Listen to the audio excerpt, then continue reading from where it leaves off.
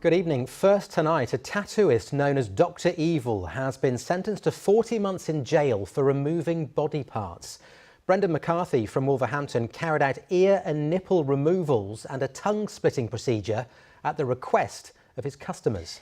The court heard McCarthy had no qualifications to carry out surgical procedures, but this prosecution has resulted in a petition in support of him as a knowledgeable, skillful and hygienic expert.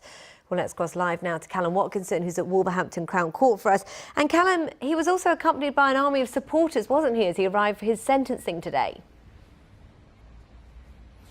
Yes, and there were some pretty pained reactions from those supporters in court as this sentence was handed down. This is a family man, an otherwise law-abiding man, and there had been some hope that that sentence might be suspended.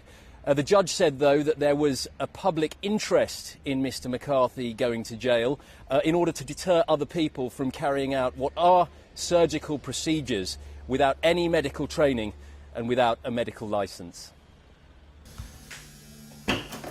Nick Pinch had his nipples cut off nearly 6 years ago. He wanted it to be done, he paid for it to be done, and he's happy with the results. But the man who did it has now been jailed for grievous bodily harm, making Nick a reluctant victim of what he sees as a non-crime. I chose to have the procedure. I went to him to have this procedure. I would never class myself as a victim at all. If I was truly a victim, why have I never asked to be given a victim impact statement? Why have I never been approached by the police? Why have I never been approached by the prosecution? I've never been called into court. We'll make sure that you're absolutely fine, go for it nicely. Brendan McCarthy, who is also known as Dr. Evil, is a high-profile figure in the body modification industry with a reputation for high-quality and unusual work. But a complaint to the council about his Wolverhampton practice led to arrest and conviction. His defence, that he had permission, was rejected by a judge. The law sets limits on what you are actually able to consent to, and unless there's a public interest in allowing activities to continue, then the law seeks to protect individuals from bodily harm. But you can see why people would think that if you consent to something and you've thought it through and it's your body, that consent will mean that no offence is taking place. An appeal based on a comparison to boxing, where participants are protected from prosecution for assault, was rejected. Brendan McCarthy's supporters, and there were more than 14,000 signatories to an online petition pleading his case, feel the law is picking on a subculture it doesn't understand. I had my tongue split, so it's essentially like in two pieces. STEFF GOLDRING's tongue-splitting procedure also formed part of the case. Like Nick, she objects to being labelled a victim, and like him, she has been ignored by police and prosecution. You know, if I was someone that had been beaten up in the street or something like that, I would consider myself a victim of, you know, abuse.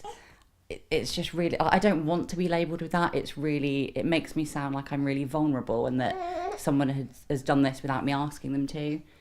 So no, that title I don't like at all. But the council says it had no choice but to bring the prosecution once a complaint was made. He's not trained to deal with an emergency.